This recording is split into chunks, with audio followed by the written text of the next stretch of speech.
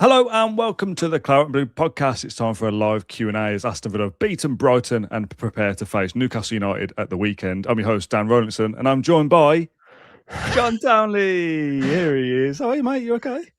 Yeah, I'm good. I'm good. Have you woke up yet? I'm back. I'm back. I woke up. I've been in a slumber for 4 days. No, I'm here, mate. Yeah, looking forward to our Thursday night live. Yeah, looking forward to it. There's loads of questions in the mailbag that we're going to get to tonight, and there'll be some that come up in the live chat as well. Got a different layout for those watching, so the live comments won't be on screen, but we can see them. Exit Few says he's alive, so we can see the live chat, and we will discuss any questions that come up there as well. We're going to try and do about 45 minutes, a maximum of like 50-55, because we're also recording our Newcastle fan zone preview tonight as well, which will be out on Friday. So this is all post-Brighton, Champions League stuff, transfer bits already. There's lots for us to get into.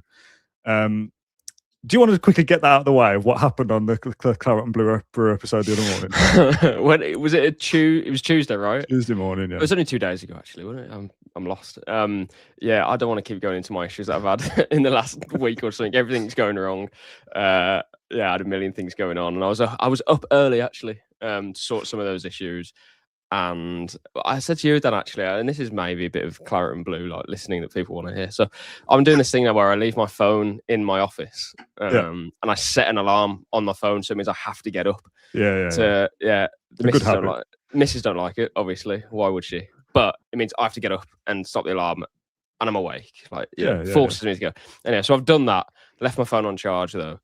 And then not checked any of her messages because I'm also on Do Not Disturb, and I've completely got my mind that we've got to record a Claret and Brew. So yeah, hopefully if we do one next week, I'll be more. You'll be first in the call, ready and raring to go, I'm sure. I don't know whether that counts as an apology, but I'm going to also start. Yeah, I did apologise to you both, to be fair. You did, yeah. But I'm going to start this episode with a bit of an apology and like a newspaper would, and offer a correction.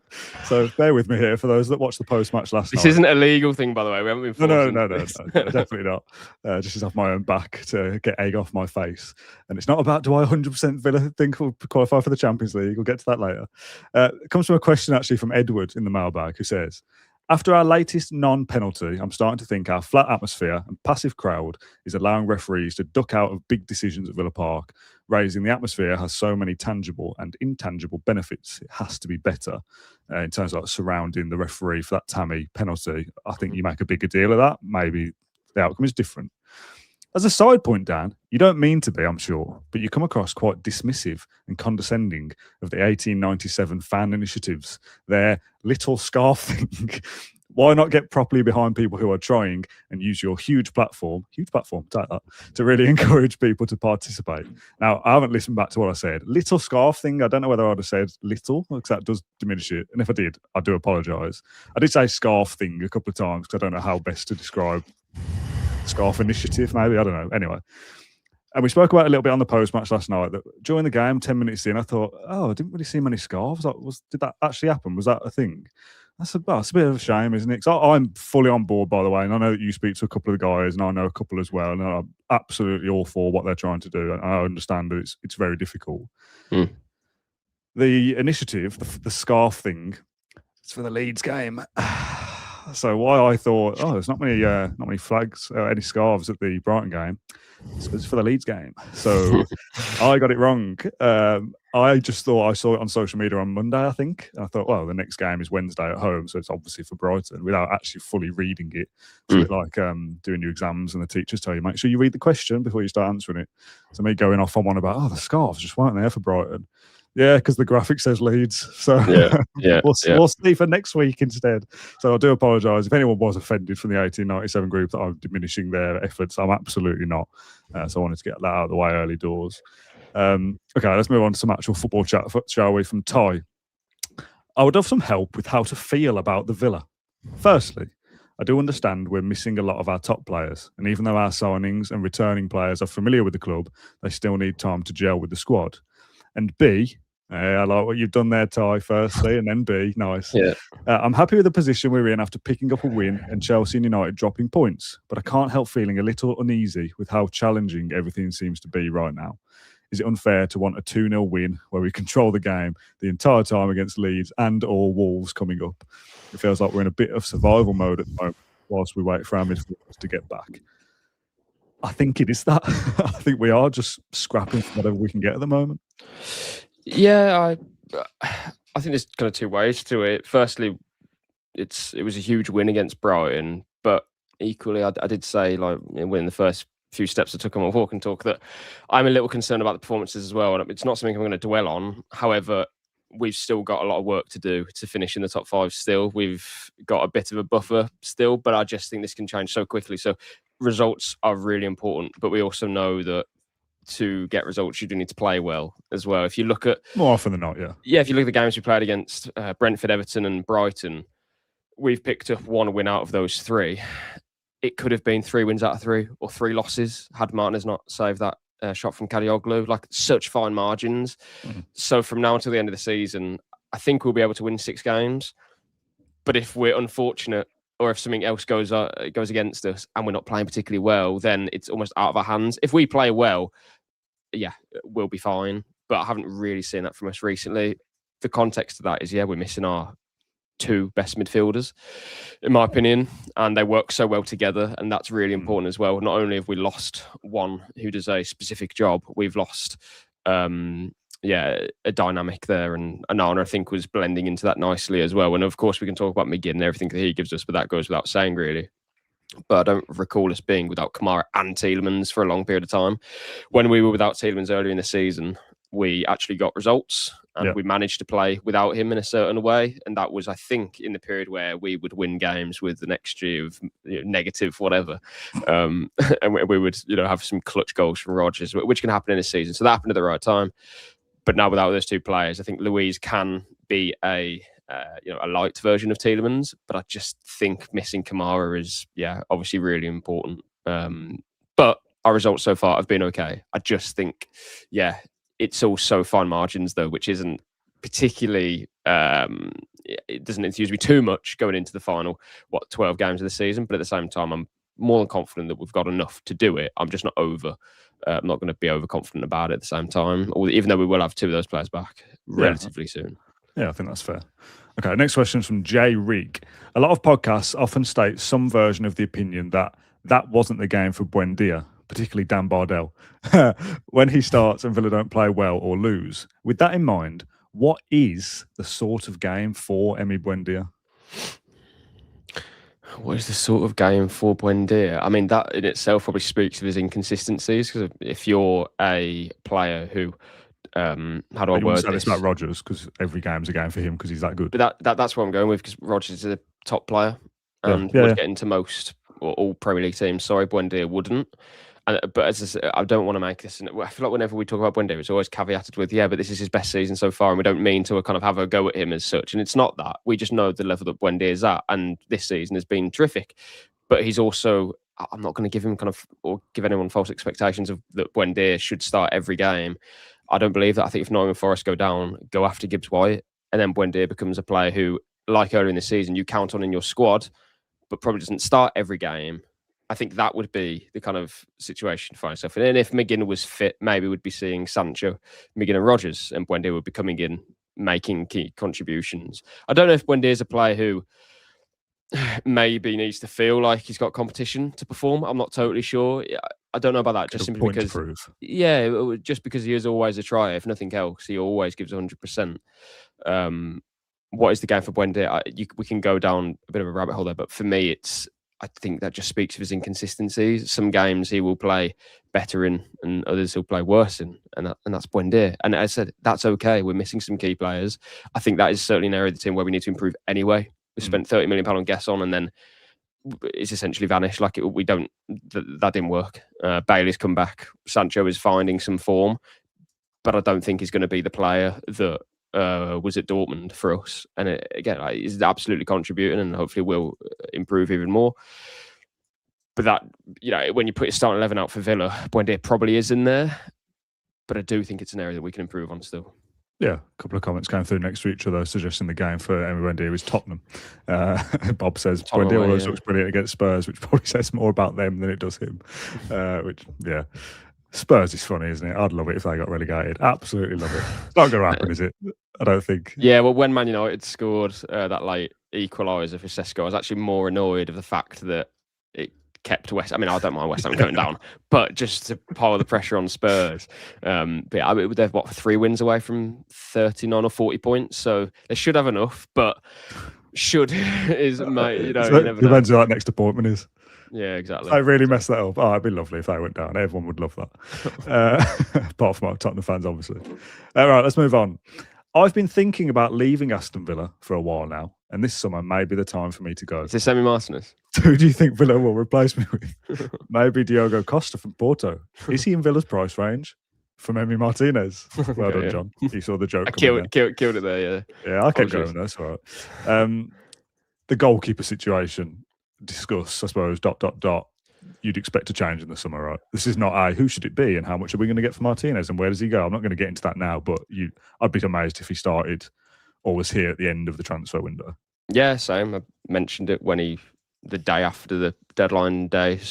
I don't know what day that was, actually, back in September, after the Palace game. And I said, well, he stayed. And I hope that for him was I don't know about a realisation, but just his story didn't have to end like that. And I'm really glad it didn't. It needs to end with him throwing up a Europa League in Istanbul to the away fans. Oh, the away fans, half the stadium. If we get to the final, and the home fans. That needs, yeah. It could be everyone, all the locals as well. That needs to be how his story ends, and then he can sail off into the sunset. I couldn't care less about what happened last summer if he wins a trophy for Villa. I think he's been a brilliant servant for Aston Villa, and I do think because his saga was sort of played out in the media a little bit, he wasn't the first player that was happy to leave Aston Villa. He won't be the last, but that doesn't mean we can forget everything that happened. In 20 years, when we look back at Lionel Messi's career, one of the greatest players ever to live and may stay that way forever, the player who won him the World Cup was Emi Martinez, the Aston Villa goalkeeper. But we're going to be, kind of trying to forget about him because he was open to leaving after, 4 or 5 years. Trust me, he could have left Villa straight after that World Cup. And what we can do about it. He's won the World Cup. Like, what have we got to say? So I don't think we've given him the opportunity to play for Villa. And he's taken it with both hands. And he's achieved everything he wants to achieve, apart from winning some more trophies at club level. So yeah, I don't feel as bad about Martinez as some others do. Equally, I won't tell you how to think or feel about him, but I just hope we can all kind of come to a common agreement that if he leaves Villa, we're all hoping it's after some scenes in Istanbul, and that's the way it has to end for me. If it's not that, there will be some sort of bitterness, I suppose, which is going to be a shame. But I would also agree that, partly brought on himself, because ultimately, if you want to leave the club, no fan's going to just say, like, okay, sound, glad that you've pushed for that. Yeah. So, would be shocked if he was still with his goalkeeper next season, yeah. There's a comment there that's completely read my mind. And to a team abroad, I'd quite like to not have to play against him. Whether I think he's like the best keeper in the world or not is irrelevant. I don't really want to be playing against his antics. Great when he's doing it for you. I always think Atletico Madrid is just Emi Martinez all over. So let's see. There was another point I was going to make on that, and I've slipped my mind. So we'll move on. It's live. That happens, John. No worries. Mark from the Trinity Road. So Mark, who bumped into me last night at Villa Park, asked about the mailbag. I showed him how to use it, and he's in the mailbag. Great to meet you last night. So hopefully, with the tuition you've given me regarding how to use the mailbag, here's my question. There's 2 actually. Greedy Mark. FA Cup or Europa League. You can only have one this season. Been there before, haven't we, John? And based on his appearances so far, would you like to keep Dougie Luiz? We'll start with the cup competition one. I was about to say then, I think most people pick the Europa League. I think they do, right? Yeah, I do, yeah. This season specifically. I don't know if most people will pick the Europa League, to be honest. I think there will be a generation going in there. There'll be people that the only one they've not seen us win is the FA Cup. Yeah. And for them, it will be the FA Cup of those two. And I understand that absolutely. If it's the one trophy you haven't seen Villa win, then yeah. And I can't talk, can I? Like, we're... Yeah. And I don't mean that in a passive... Like, I would agree with that if it was the only one that hadn't. I think if Villa finish in the Champions League places, it's FA Cup. If Villa finish outside the Champions League, it's Europa League. Is it still oh man, it's going to be controversial. Right, that's a better question. If Villa are banking the Champions League, we finished 3rd, right? Yeah, it's FA Cup then. FA Cup. Yeah, is it? Yeah. Yeah. Because the Europa League's good, and obviously I want to win that. But the main thing for that, really, for me, is it gets you to the Champions League. The side thing is like, yeah, it's also a trophy. I quite like the fact it's in Europe, though. That's my thing. I think that's worth quite a lot, and I think maybe as English football fans, we don't quite respect that. I'm not too sure. Maybe just, I don't know, having gone to all but one of the European games that we played in, there is something about it. And yeah, I get into that. town, it's a big deal. And I don't know. I would put my neck on the line and say that, I don't know. I'm not sure. It's terrible for a live podcast. But the FA Cup, I'm not trying to bring it down at all. But equally, I'm trying to raise the Europa League up. And it's not because we're in the competition. I just think, for me, winning a European competition that is, and I know it's the level beneath the Champions League, but the Champions League is the best of the best. Like, you don't get better than that in club football. Europa League isn't just for me, the Carabao Cup compared to the FA Cup, I think that is massively devalued. I don't see much in the Carabao Cup, genuinely. If we won it, happy as Larry, I'd be delighted. We've come over our trophy hoodoo, but I do think that trophy has been devalued. They did a draw in Morrison's, didn't they, the other year? I think it's massively disrespected to a point where I struggle to get up for it myself. But the Europa League, I don't think is like that. I think it's the other way. I think that's a massive opportunity for clubs who aren't Real Madrid, Barcelona, and those. I think that's their opportunity, and that is us. Yeah. Couple of comments. Tombo says, if we've already qualified for the Champions League, then FA Cup. Yeah, that's what I said. Julie says, FA Cup alone doesn't get you Champions League, does it? It does not. Is it a Europa League place? What's that, sir? Oh, it's Conference League, isn't it? The FA Cup winners get Conference League. That's what Palace have got. No, because Palace dropped out of it, didn't they? Because of the Strasbourg situation. No, Lyon, sorry. So yes, you're right. FA Cup. Yeah. Forgot about that. Yeah. So that gets Europa League. I think the question can be different. If Villa are in the Champions League, then for me it would be FA Cup. If they finish 7th, then it has to be Europa League. Yeah. Because I want to be in the Champions League again. If that's the way the balance goes. For the balance. We've got an FA Cup show coming up, haven't we? So that's true, actually. We'll have this conversation tomorrow. Right, let's move on. Oh, the Dougie Luiz thing very quickly. Would you want to keep him if we can? Well, it's around £20 million as our buy option. Yeah. I still think that's a fair chunk of money. So I don't know if this is a quick answer. Sorry, I don't know with everything this can be. I think it's quite a detailed thing. I think that depends on a few things. Firstly, I still think the jury's out for me. I'm not sure. Put it this way. Going into next season, if our midfield is Douglas Luiz, Yuri Tielemans, Amadou Onana and Boubacar Kamara, that's a really good midfield, like a top midfield. I just wonder, Bogard, and I know he's a versatile player. I don't know. I love Bogard, but I'm only looking in terms of the Luiz thing. I don't know quite how to explain this. I said it, haven't I? I said that. That was the yes. Yeah. No charity donation this time. Yeah, I say that when we're live because I'm a bit sort of how to articulate myself here. The point I'm trying to make is that if those are your four midfielders, can we just keep Bogard as a reserve again? I don't think we can. I think you've got to let him, spread his wings and have his career. If it's not Luiz, then I don't think Bogard can play that position anyway, because it needs to be someone who can pierce lines and link play. Do it again. A Tielemans light. To be honest, I don't think what we do with Luiz is related to what we do with Bogard. Is it not? Because I'm not sure. So right, okay. So you think we should sign Luiz for £20 million?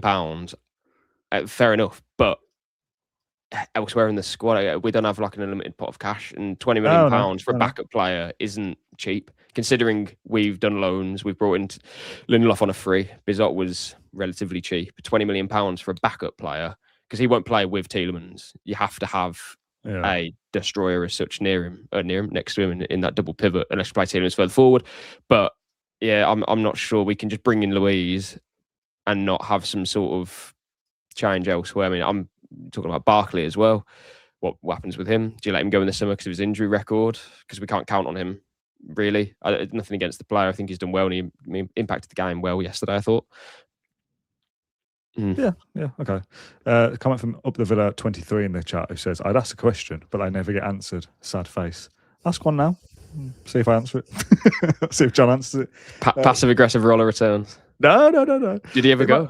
We haven't finished the episode. Maybe there's one in the thing to come. There's I don't still actually know, to be time. There's still time. From John McGinn's nobbled kneecap. Maybe this is them. Is the aging squad a really big problem? Everything is great at the moment, just about, and this has been one of the best times in my life supporting the club, but I have a horrible feeling it won't last much longer. In about 2 seasons' time, I can see a very big problem with the age of most of our squad. Villa's recruitment has been, let's be honest, a 4 out of 10. And with our crippling PSR problems, I don't think we've got the money to go out and buy like-for-like replacements. So that inevitability means we're on course for a big decline in a few years' time. Am I right, or am I being too negative, as we will sort out the squad over the next few years? I hope the last part, I hope we do sort it. And I think this is what we spoke about a little bit on Monday with Rob Jones from Sky. There will be sales at some point to fund this rebuild. It's inevitable. Yeah, because that's how Villa make the money when the revenues aren't as much as they are. So, God, I hate doing these sorts of things, but my concern in that regard, because I'm obviously as big a fan as the next one of us, and I want to see obviously the club continue as they are, but I'm also not going to be blinded to think that this can last forever. In whichever way you would like to look at it, in terms of the success, well, that depends on Emery for me. If he stays, okay, great. But the tools he has to work with at the moment, a lot of those players are 29, 28. And right now, that's brilliant because they're at the peak of their careers, probably, in terms of mentally experiences that they're building. But I would hate for it to be a situation that once these players tick over and maybe start the decline, possibly, then Emery would think, well, you know what? This is too big a rebuild for me. I'm going to, after 5 years or whatever it may be, move on. And I'd hate for that to be the case. What you would prefer this to be is Emery is viewing this as a real project still and is happy to live on after Miggin drops out of the starting 11, maybe Cash or Conte, whoever. Just as examples, Watkins, there is a major rebuild that needs to be happening, but how do we do that? And is Emery willing to oversee it? That's my worry or concern, if you want to kind of call it like that. But that isn't to say that won't happen, by the way. It's just naturally that's what you would feel if all of us, 25, 26, I wouldn't even be thinking about that. But with the financial limitations that we have and an aging squad and a manager who's been here for 3 years, naturally all of us, I'm sure, would be thinking, well, okay, maybe in 2 years, this is going to have to look a lot different. You just hope that we can manage to do that over the next summer, next January, the summer after that, and that we can do that okay with our budgets. Getting the Champions League obviously helps. So, as you mentioned there as well, Dan, selling players, yeah. And also that's probably needed because you are going to have to bring in another right back. Bogard isn't a right back for me. He's a midfielder. And yesterday, we're missing Matty Cash. In terms of what he brings, is the profile he is. I don't think we have another player that I don't think Garcia is that. At least he hasn't shown it for me yet. I haven't seen it, have we? Yeah. There's question marks over other players in the team, but also the ages that we're working with there. Tammy is 28. Watkins is 30, I think. Maggio is 17 now. We need a 23-year-old almost to be, kind of fitting into that role. So there's lots of different questions and nothing that we want to dwell on the podcast as such, but the question's been asked, we'll answer it. That would be my concern, but equally, that is all it is. I'm hoping that we can bed in some more youthful talent, equally signing 22-year-olds, 23-year-olds who can play in Premier League straight away. That's probably the most expensive player on the market. Yeah. So we've got to be mindful of what we're doing for lots of different reasons. But I'm hoping that, Emery views this as, we're just getting started and this is a long way to go still. And if that's the case, then there will be some sort of rebuild. And that isn't to say that, these players turn 30 and then you need to bomb them out. It's not that at all. Firstly, however, you do need to sell at the right time because, of course, in the market, players' ages can dictate price. But then secondly, on the more positive side, when those players are 29, 30, they're probably at the peak level. So there is a good thing in that, of course. But that is short-term thinking. Yeah. This one's going to be difficult for me, I think, but let's go for it anyway. Luminous Ballbag says, these next few weeks, it's all about the results. 1-0 wins will do just fine. Some might say, forget swashbuckling. We need to buck swashel and grind out unattractive points. Then again, some would say, Don't unswashel the book, because sticking to the process is what counts. Are we bucking, swashing, or swishing the buckle? Oh, I got through it. That's good. I don't know what that question means, to be honest. To be fair, mate, when you read out the username, I thought, well, this could go any which way, and it did. It did. I think this is the kind of winning ugly theme, right? Like, we aren't going to play swashbuckling football if we're crippled by injuries, but also let's just do what we can do to get over the line. Like, that's, if we have to win ugly, so be it. Yeah, very true. Kind of what I said from the top, though, would be my answer to that. That doesn't fill me with confidence, though. I think we will win 6 games and get back into the Champions League. I think we will. But equally, I don't think anyone leaving Villa Park was would that be more of a concern for the Europa League, do you think? It's a concern for all of it, really. I would probably say more the Premier League, to be honest, just because we know how competitive the Premier League is, and as will be the Europa League. But I think those nights will be special anyway, because the Villa Park crowd will be bouncing, and it's knockout football. There's no looking at the table, looking at the results, and do you see what happened last night? They say, but what if we don't win? No, you just win the game. And having those second legs at home, there's no ifs or buts, maybe. No one's checking the phone for that full concentration on this game. If we need to win 2-0, 1-0, draw the game, only lose by 1, everyone knows the task in those matches, so it's very clear. And I think partially all the outside noise and different things for the Premier League can impact us as a team and fans in the stands sometimes. So yeah, probably more so the Premier League is my concern. For example, Leeds will be a really difficult game. I think Wolves away will be a difficult game. The Premier League is the Premier League. It's so tight. Margin to the margin. Like it really is. It's so tight. Yeah, somebody in the comments said we're still going to play the bottom 6, and one of them's Wolves away, and that might be the hardest one. Like, that shouldn't be, should it? Because they're bottom, but it's Wolves away and it's Villa. Like, it's I remember mentioning a few weeks ago that we still have Forest to play, we still have West Ham to play. Sorry, but I was actually of the mind that West Ham might be nearly done by then, and that Forest would be clear. No, those games are now. So we have Leeds and Wolves are both must wins for me. Actually, I've gone against myself there. They're games that we need to win. They're not must wins because we can be fine after, even if we lost both. But they're games that we really need to try and win, because then you play Chelsea at home and Man United. It's the two, right? Huh? Yeah, them must not lose, aren't they? Those two. Yeah, precisely. And then you play the 2 relegation candidates of West Ham and Forest, with an international break in between. So it's an interesting one. That 2 games that you feel like we have to win, 2 games where you feel like we mustn't lose, and then 2 games that you just think these could be banana skins. Yeah. But we know 6 wins, 68 points. Liverpool would then have to win like 9 games. We know the target. So 2 more wins, and then it's 4 wins out of 10 in the remaining 10 games. It'd be nice to get the wins down below half, if that makes sense. So we need to win 6 from 12. If it's 4 from 10, that gives us a bit of wiggle room. Yeah, winning the next 2, I just think is vitally important. And I do think they'll be both tricky games for different reasons. I agree, yeah. We'll talk about them nearer the time, obviously. Yeah. River Costello, a bit of a hypothetical. Let's say every single manager was given the exact same squad. Do you think Unai Emery would easily win the league? Or do you still think, due to big names and how us fans are, it'd still be just as difficult? Good question. Yeah, no, I think we'd be absolutely up there, because I don't think... we must be, right? Yeah, because you're essentially asking at that point, who are the better managers in the league, because that is what it's been. Yeah, that's what's being asked here. No, if it's exactly the level playing field. Yeah, I think if that was a season, you might not win the league. But if it was these managers who are there now have the same exact players for the next few seasons, I think we would. Because I think the likes of the clubs around us that we have to try and compete with, their solution to this player isn't quite working is to go and buy. Unai Emery's solution is to improve what is already there. So Pep Guardiola, if that group of players doesn't suit him, they'll just go and spend another 100 million. Whereas we all play in his way.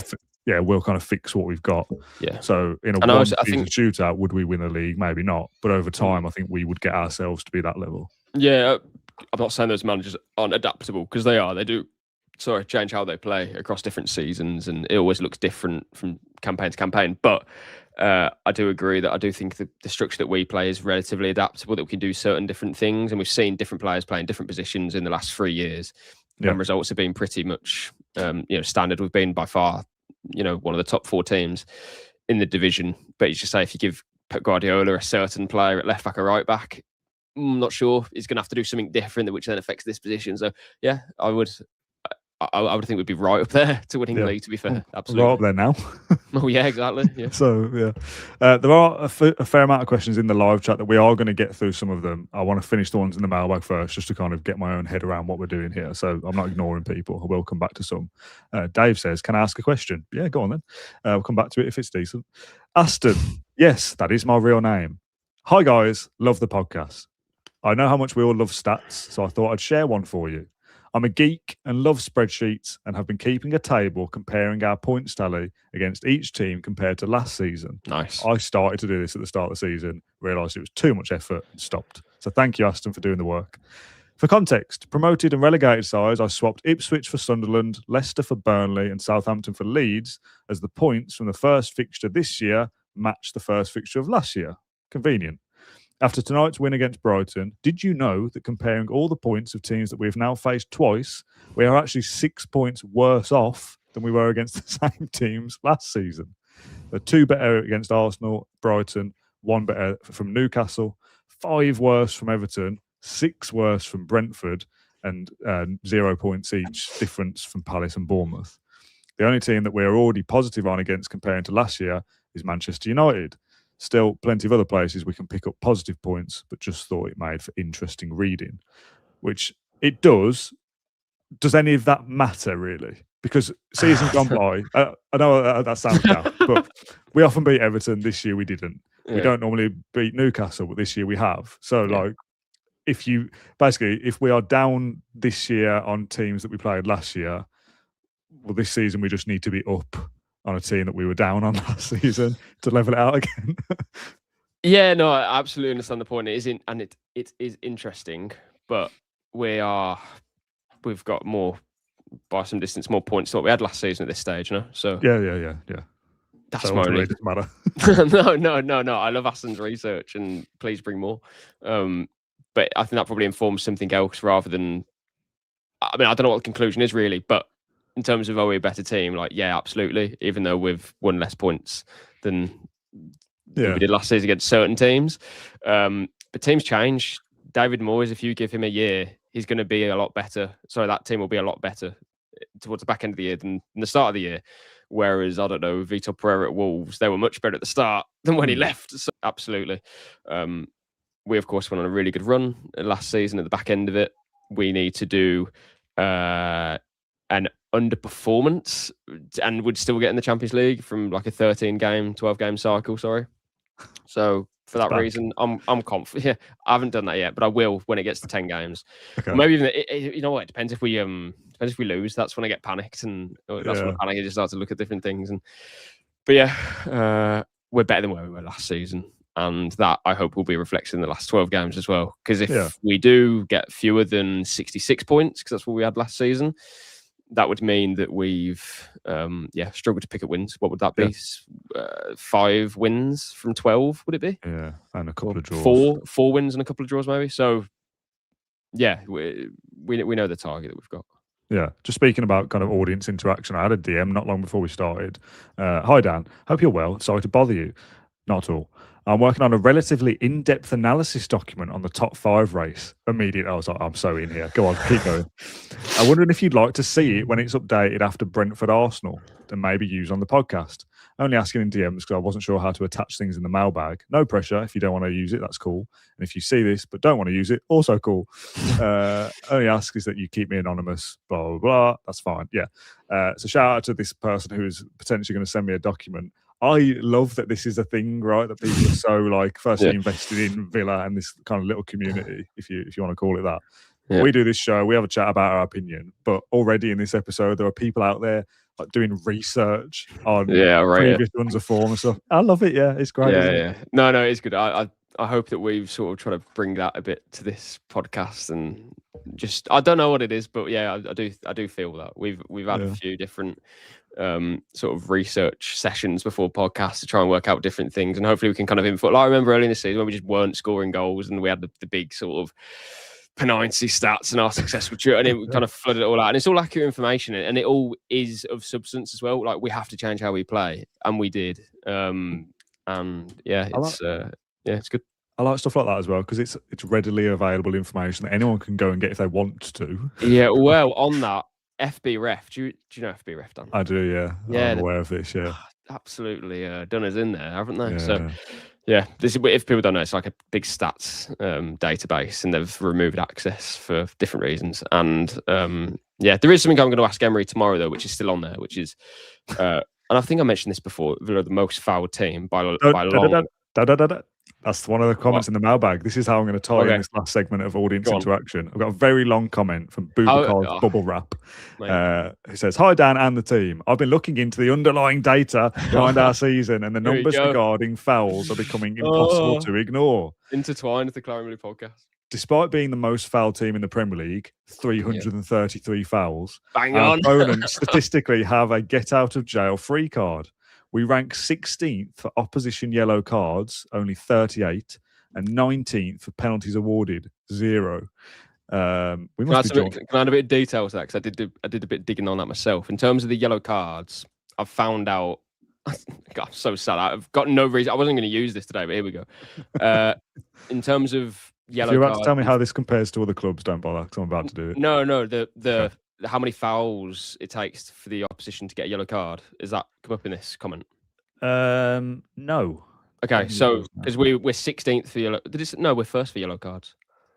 16th for opposition yellow cards against us. I had that as we're first. To be fair, that would mean the most because we're the most fouled. I do believe we're also the most. The teams have been awarded the most yellow cards against us. Oh, sorry, I might have. Oh, really? That's completely opposite. I believe so. I don't know if that's yellow cards that we've received. We rank 16th for opposition yellow cards, only 38.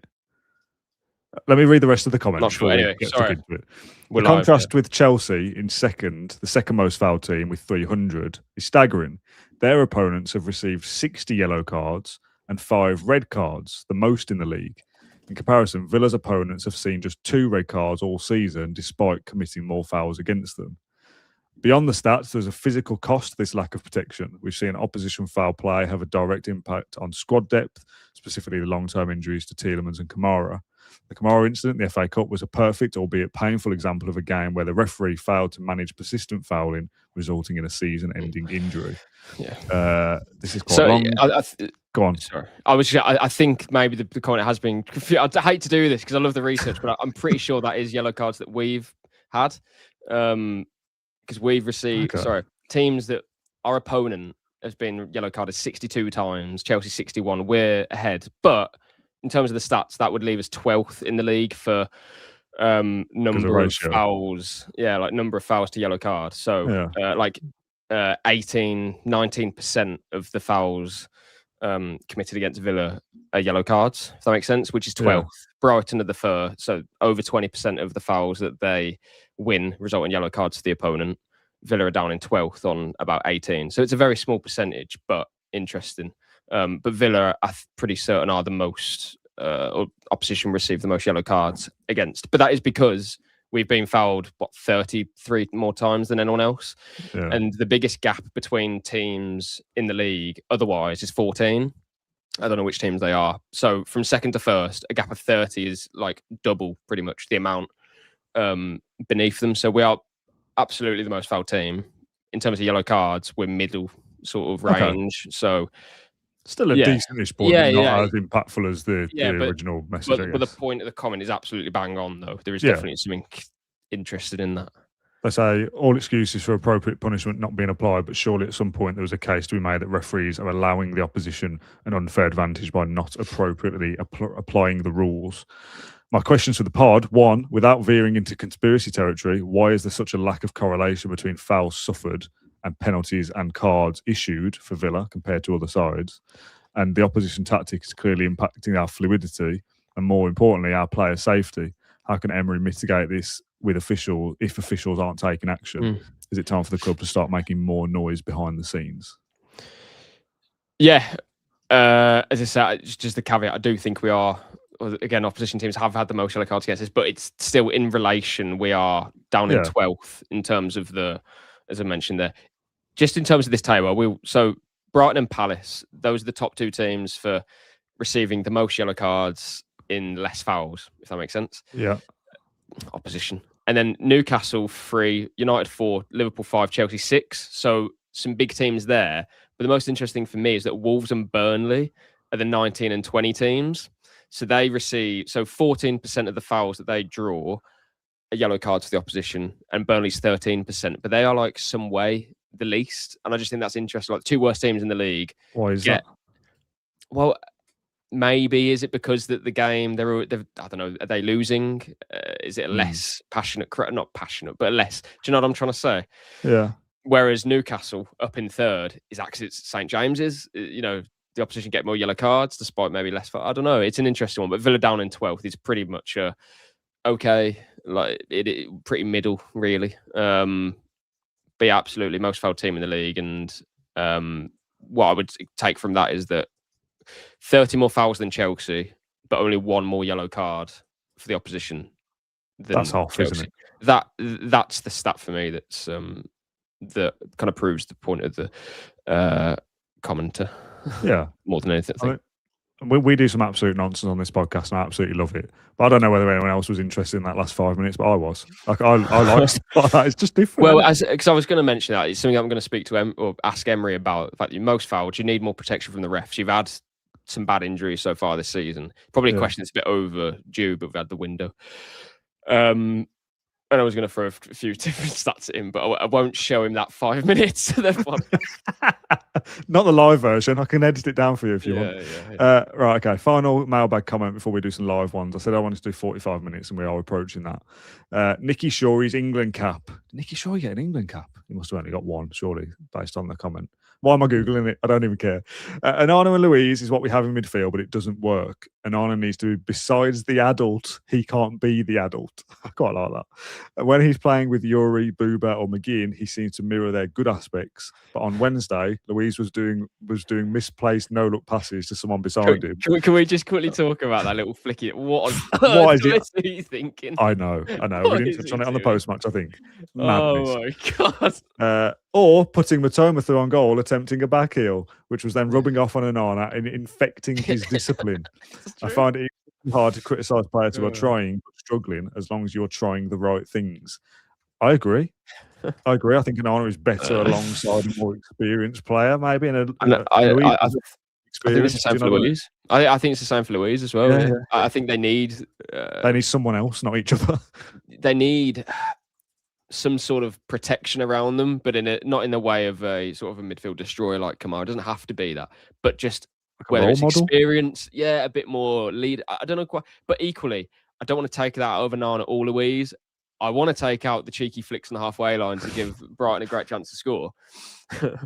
But Emery must have been fuming with that. Yeah, but in midfield, we need players to be expressive. We need them to show a bit, and hopefully with Luiz, just an example, like Tielemans, I think has that.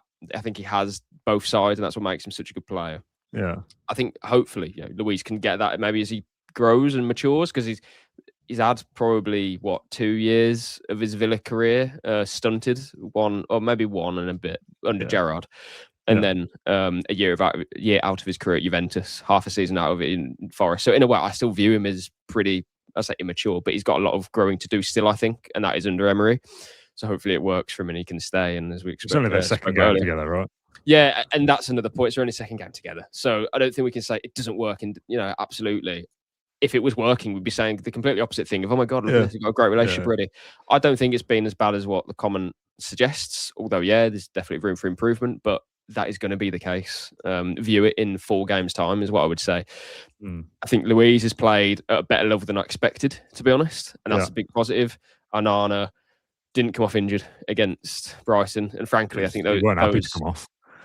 No, and that's good. So those are both wins. Luiz has settled in pretty quickly, and Onana at the moment is fit.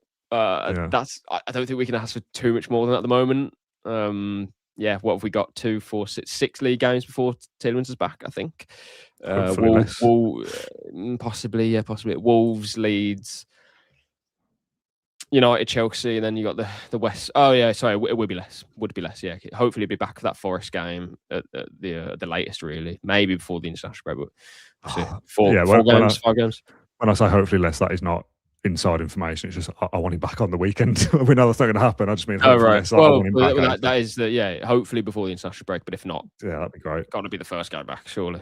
Yeah, the final 7 or 8 games, if Tielemans can play all of them, I think that'd be a decent. That'd be a great boost, wouldn't it? Yeah, well, you got missing another 5 maybe. Yeah, hopefully you've got your quarterfinals then, and everything else. So yeah, and then McGinn. I think maybe an outside chance for Chelsea if we're pushing it, but if not, then you'd want him against United, don't you, Old Trafford? Jeez.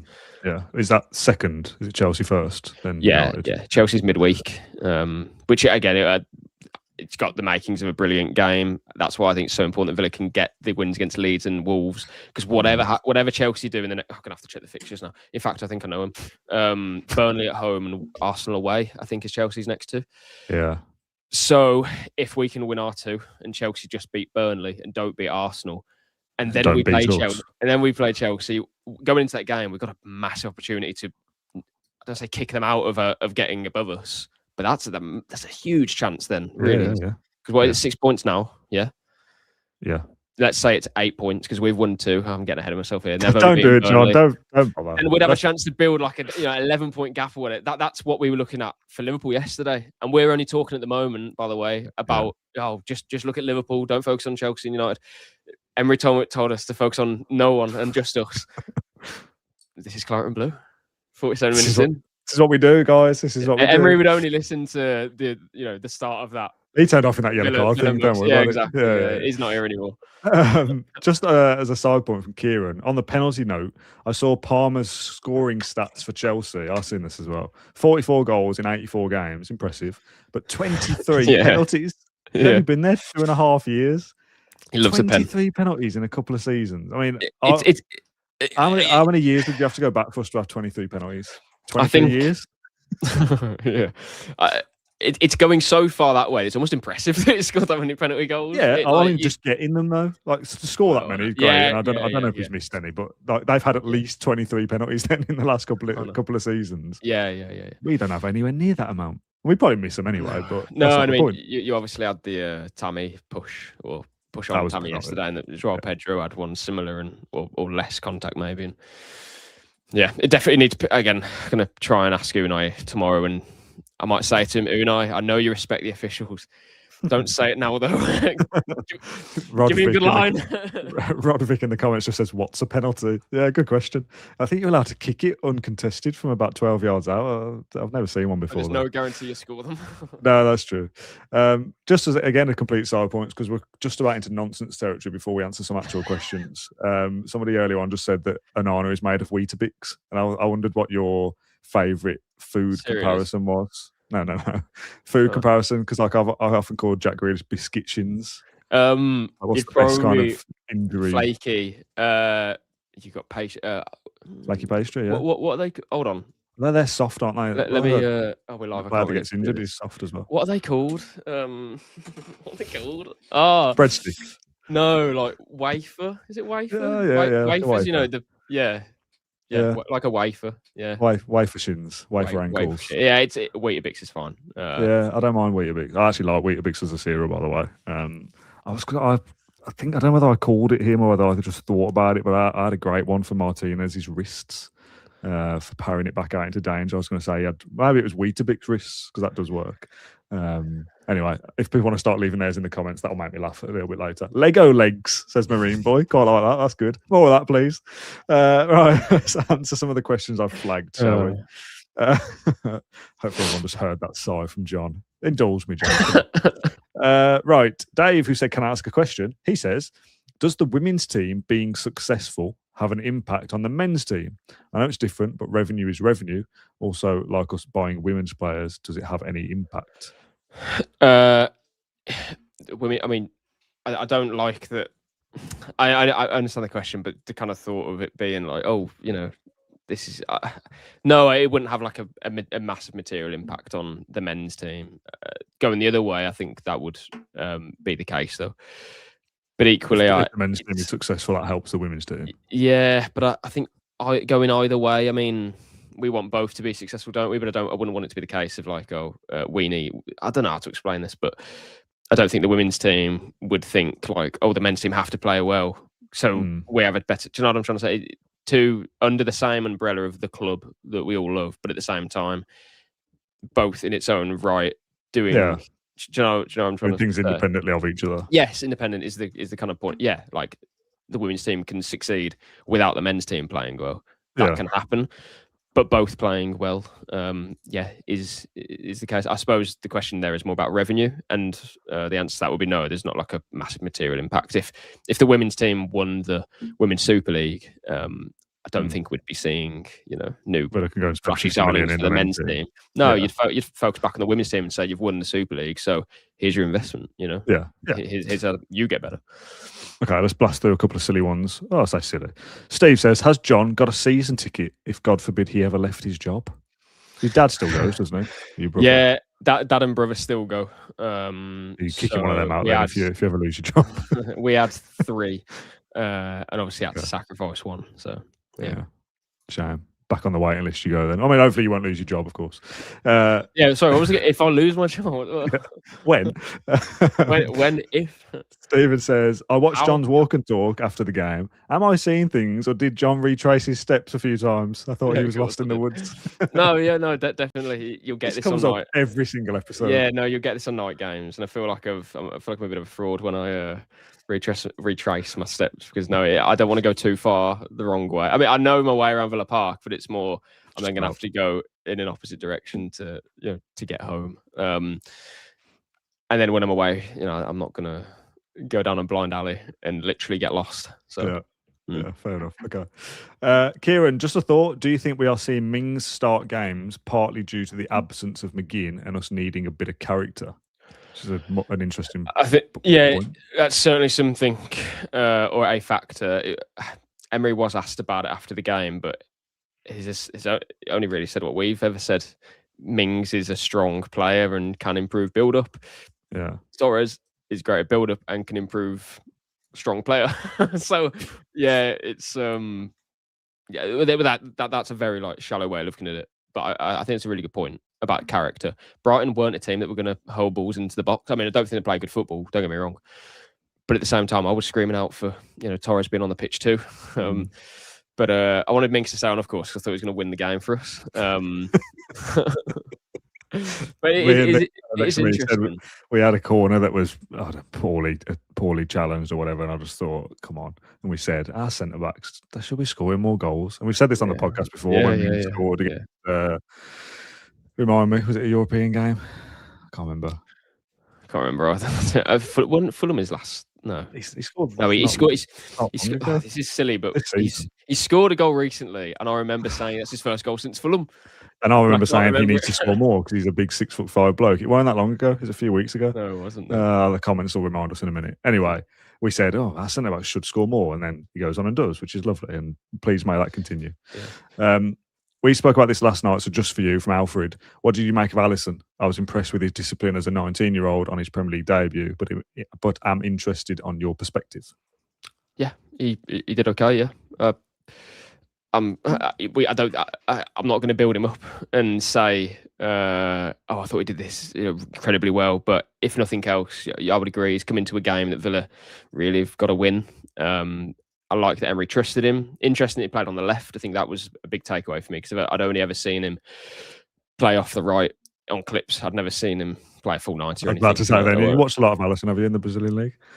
No. I do watch some Brazilian League football, to be fair, but not Grêmio. So, he did well. I would love to see him start against Newcastle, and then you can give a proper assessment.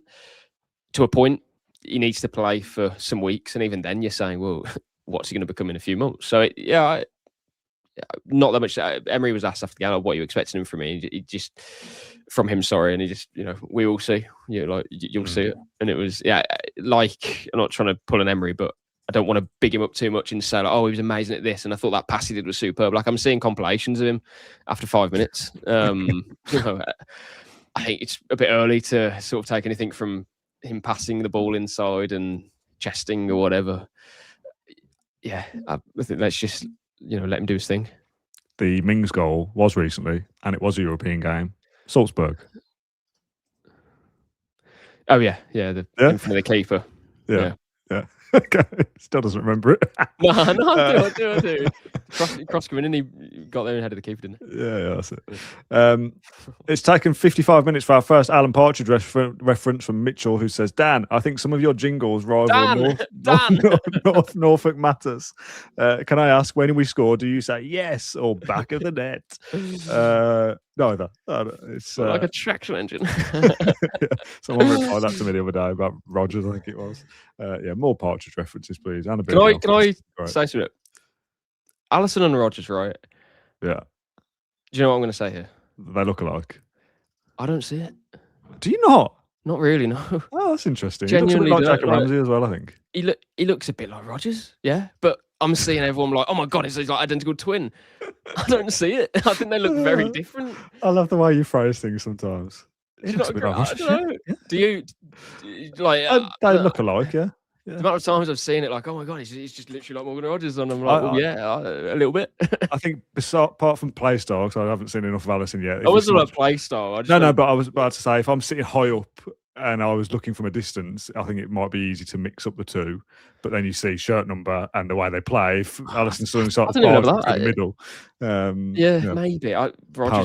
Rogers is just more filled out, like not even his body. I just think like he's just, I don't know. Yeah. I think it's facially and the hairstyle. Oh yeah, but even that, I'm not sure.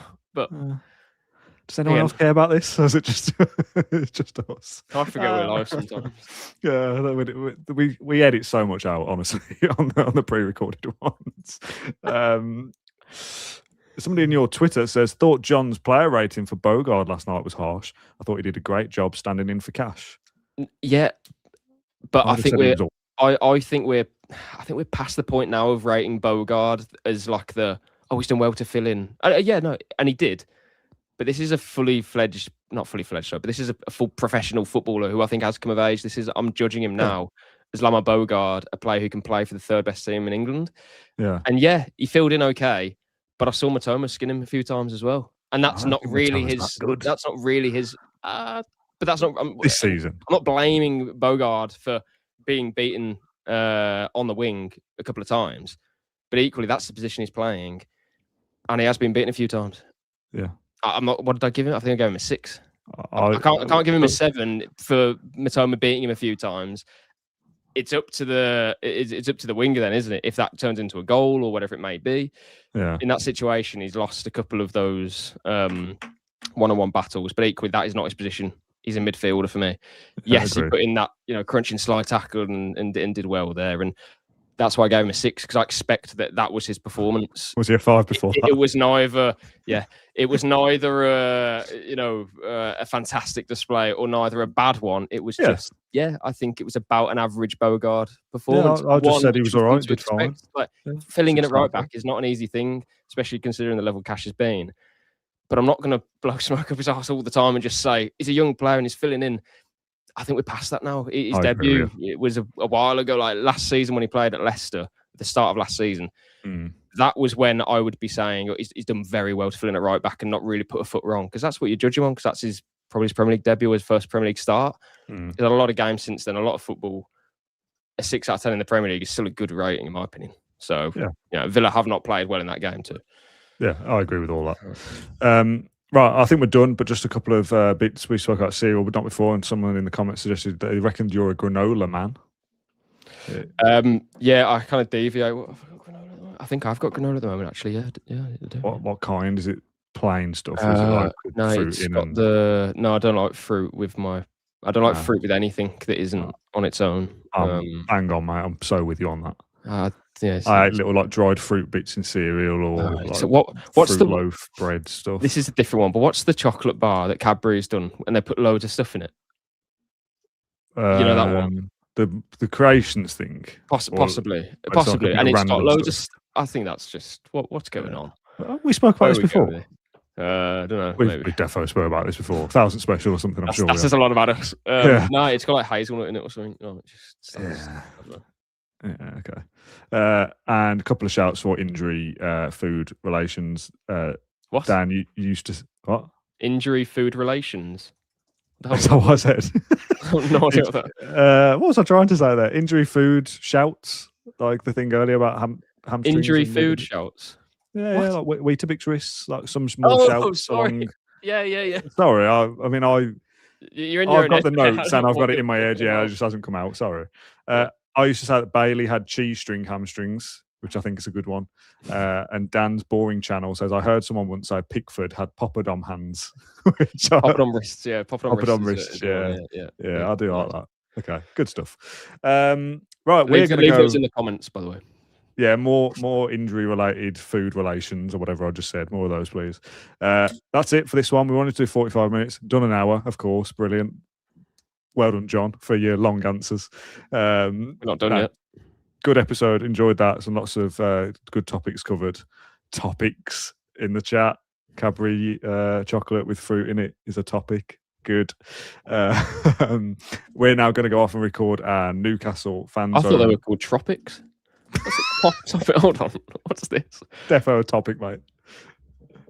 No, I think there's someone else. I don't think I've ever seen a topic. Are they tropic? Nah. Tropical, like fruity. Yeah, that's what I thought it was. Maybe it's tropic. Topic.